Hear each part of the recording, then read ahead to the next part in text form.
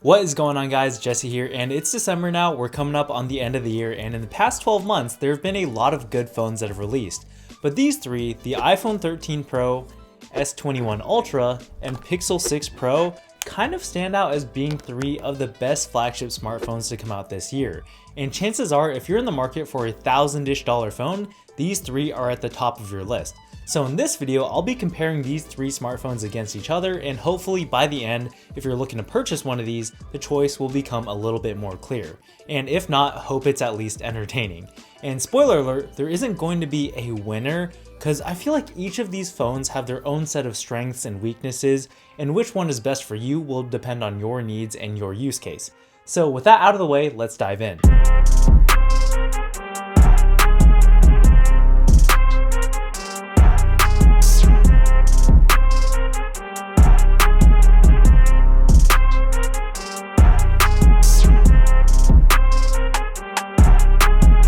So I guess a good place to start this off would be with the physical designs. So first of all, these are all really big phones, and out of these three, the iPhone is the only one that has a smaller version if you're into that.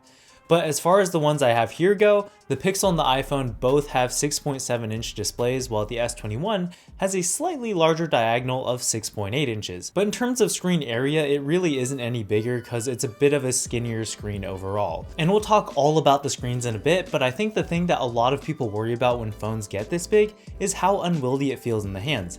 And in that aspect, I think the S21 Ultra definitely handles the best.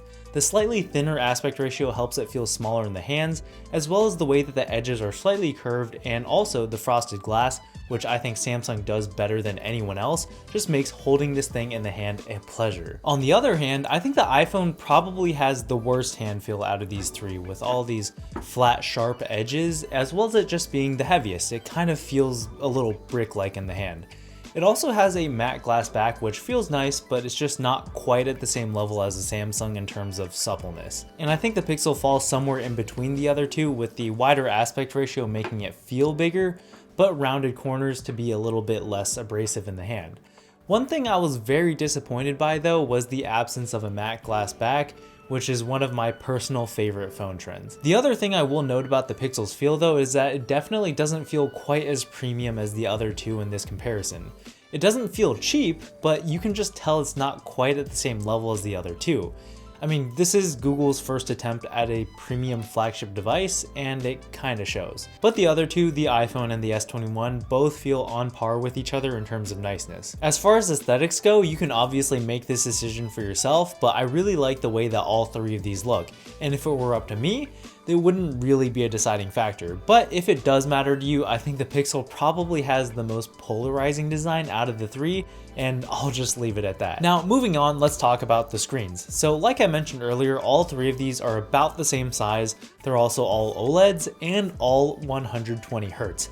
Thank God. And for the most part, I think they're all incredibly good, and you really shouldn't have too much to complain about here with any of these phones. But since this is a comparison, if I had to rank them, I would say that the S21 Ultra has the best screen out of the three, followed by the iPhone, with the Pixel in last place by a very slim margin. Samsung definitely has the whole smartphone display thing figured out, because for the past couple of years, they have had the position in this category as frontrunners pretty locked in. Again, it's very close, but I think just in terms of colors, contrast, and sharpness, I found the Samsung screen to produce the most pleasing image. And it also gets the brightest out of the three as well, which is great for being able to view outdoors on sunny days. And the reason I put the Pixel in last was just because it has the lowest max brightness. And it actually is noticeable if you put them side by side, but I don't think it would make too much of a difference in your day-to-day use.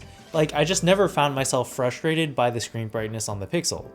I also just want to reiterate that the difference is really not that big. The only reason I can even draw these conclusions in the first place is because I have all three of these phones and I'm putting them side by side with them like 3 inches from my face. So, all the screens really good. For the speakers though, the winner is a lot more clear, with the iPhone pulling ahead by a pretty healthy margin. It reaches roughly the same max volume as the S21, but it just sounds nicer and fuller overall. The Pixel, I think, sounds better than the S21, but just doesn't get as loud. So my ranking for speaker quality would go iPhone first, followed by the Pixel, and then S21 in last. Also, all three of these have stereo sound, but the Pixel seemed to be the worst at keeping the output balanced between the two sides, and you could really tell that the majority of it was coming from the bottom. So if you use your phone's built-in speakers a lot, maybe something to consider. One thing I do want to knock on the iPhone for a little bit before we move on though is the bezels. It is 2021, about to be 2022, and this should not be acceptable for a phone that costs $1,000.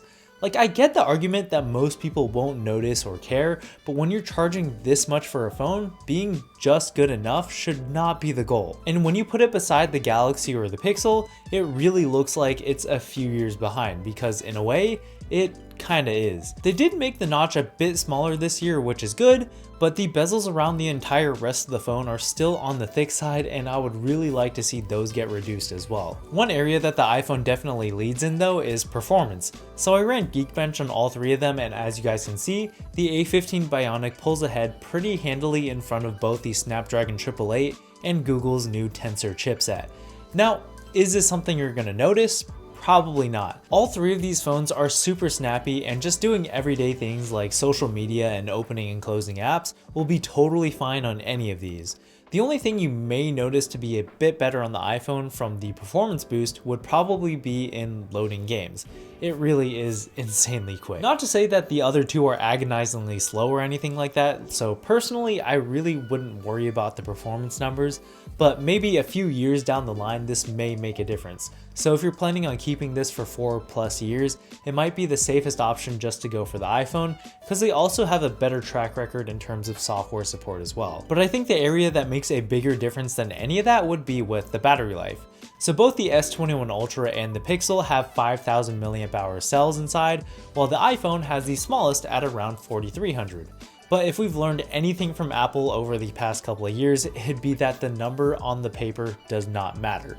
And that's definitely true here, because even with the smallest battery cell, it has the best battery life out of these three by far. Like, the battery life on the iPhone 13 Pro models are insane, and it's definitely its standout feature. And I find that I still have not been able to kill this in a day in my entire time of using it. This thing just keeps on going and going. The S21 Ultra also has really great battery life as well, and I would also put it into what I call being a worry-free battery, meaning you can leave your house with a full battery and not have to worry about running out before the end of the day, which for me is perfectly acceptable. But again, if we're really comparing these, then the S21 Ultra's battery is probably about 20 to 30% worse than the iPhone's. The Pixel, on the other hand, was very underwhelming, and you will almost definitely need to charge in the middle of the day. And that was especially disappointing considering how big the battery is. And I'm guessing it's either because Tensor is the first generation of Google Silicon and they just haven't really gotten the efficiency thing down, or it's because it's doing a lot of smart processing in the background all the time, which enables a lot of different features, which I'll get into later. But either way, battery life is pretty rough. Now moving on, let's get into the software experience of what it's like to use these phones. So these are all running slightly different OSs, with the iPhone on iOS 15, the Pixel on Android 12 Material U, and the S21 Ultra on One UI 4. And if I had to pick a favorite in terms of software experience, I would definitely have to go with the Pixel. First of all, I think aesthetically it's just the most visually pleasing out of the bunch. Part of that may be just because I've been using One UI for so long at this point, and iOS just hasn't really changed for like 7 years, but I'm still a big fan of the new design language. I especially really like this new feature where it can pull out the primary and secondary colors from your wallpaper and then apply those colors to a bunch of stock apps as well as some of the icons for those apps. One UI 4 actually just released this feature as well, but I think Google just does it a bit better because it includes this set of simplified app icons for Google Apps that make the whole process of integrating the colors much easier. Now, I know with any version of Android, or even iOS now for that matter, you can totally customize the look of the icons, so if you really want to get in there and customize every portion of this, you can do it. But just the fact that it's so well integrated and easy to do just makes it a better experience in my opinion. Apart from just aesthetics go though, they also managed to pack in a lot of really cool features that Google just seems to be flexing its AI and machine learning muscles with. There are a bunch, but I think my favorite has to be the speech to text.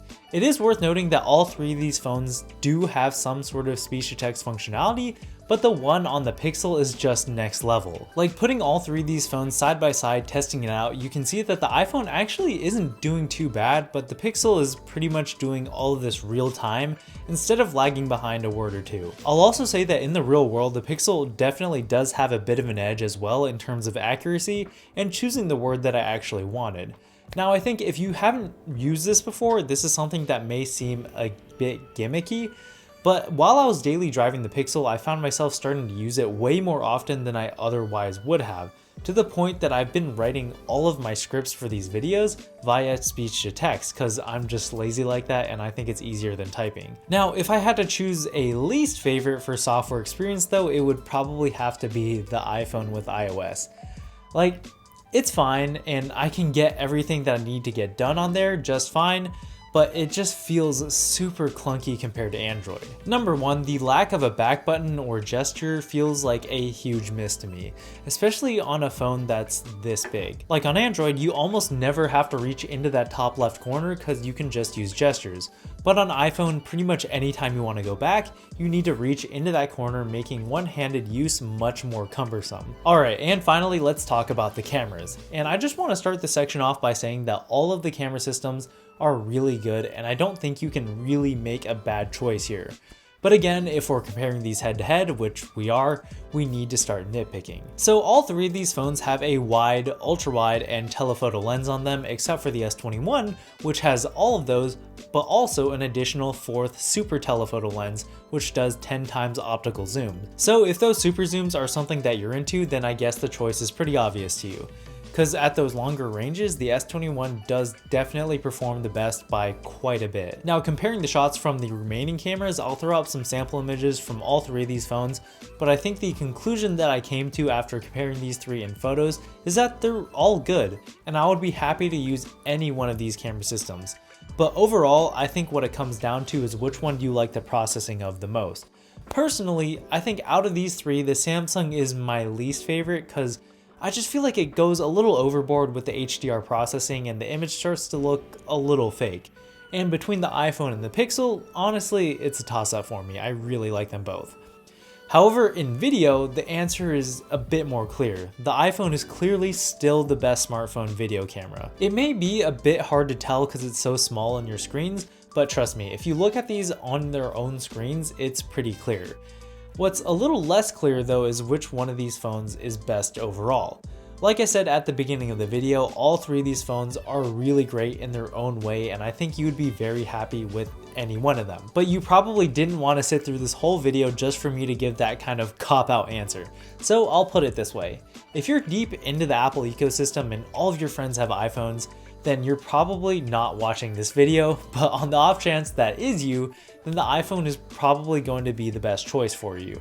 The ecosystem products really do offer a lot of quality of life features that are just genuinely really nice to have. And you would probably also be surprised just how many group chats you'll suddenly be a part of once you switch to iPhone. Just saying. If that doesn't sound like you though, I would recommend going for one of the other two, because honestly, if we're just talking about the phone itself, like stripping away all the external factors like the ecosystem, the iPhone would probably be my last choice out of these three. So if we're on the Android side, I think personally, I would probably choose the Pixel over the S21, just because I really like the stock Android experience and the speech to text is just so good. But it does have one almost fatal flaw in my opinion. The battery life is just really not that great on the Pixel.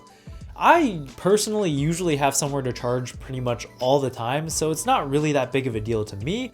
But if battery life is important to you, and I think it is for a lot of people, the S21 is going to be your best bet. So yeah, I know that wasn't maybe the clear-cut answer you were hoping for, but hopefully this does help you in your purchase decision at least a little bit. And if not, hopefully it was at least a little entertaining. Anyways, those are my thoughts. Let me know what you think in the comment section down below. Remember to smash that like button, and if you enjoy content like this, think about subscribing and hitting the bell so you don't miss anything. As always, thank you so much for watching, and I'll catch you guys in the next one. Peace!